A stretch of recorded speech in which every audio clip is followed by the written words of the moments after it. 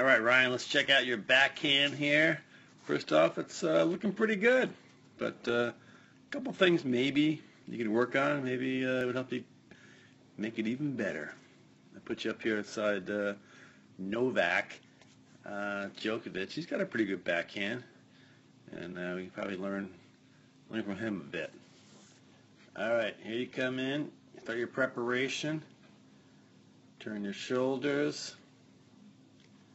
And bring that racket back. Looking to step forward. That's all good stuff right there. Novak, and this is a pretty casual kind of warm-up rally backhand. Same thing. Starts bringing the racket back. Turns the shoulders. He's going to step to the ball, just like you. But one thing he does a little bit more is he really brings that racket back even further.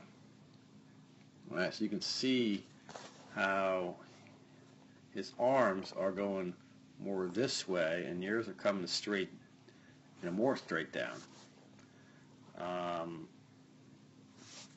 So what does that mean? He gets a further backswing, so he's going to be able to then, and you can see how he brings the racket down, a little more racket head speed.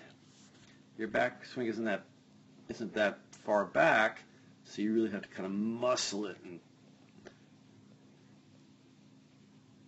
swing really hard. He actually can swing a little almost easier because he's got a bigger backswing there, giving him some racket head speed. Number two, see how he looks, over his shoulder, right? It's almost like his chin is not resting, but over his shoulder.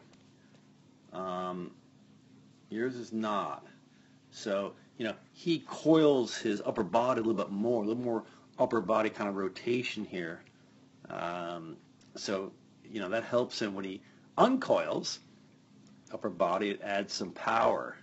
Yours is a little more kind of maybe more arm. So, two things. Try to, bring the racket back a little bit further and make sure we feel like we're almost looking over our shoulder there. You can also see that where he hits the ball, it's just a little bit further out in front of him. Really, right? It's almost really in front of that front foot or right above the front foot. And your contact, well, it's hard to see here, is just going to be a little bit more, not behind you, but further back. See how his arms are out here, and your arms are kind of more here. So, really helps when you're driving the ball to make that contact out more in front of you.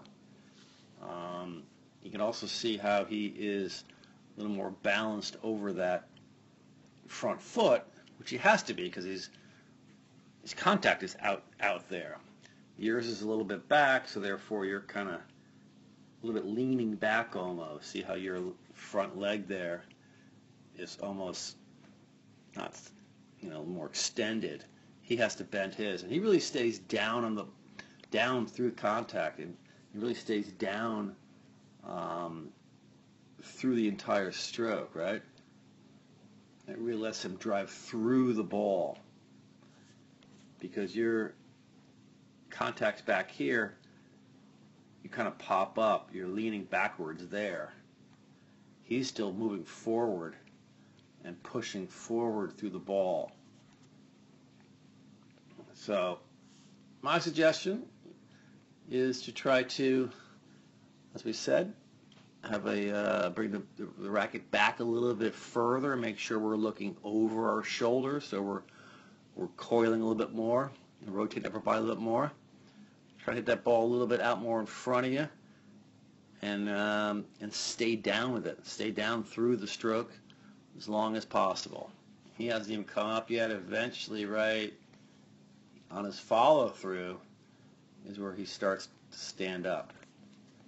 And you stood up almost on impact. But those are my thoughts. But otherwise, your game's coming along nicely, my friend.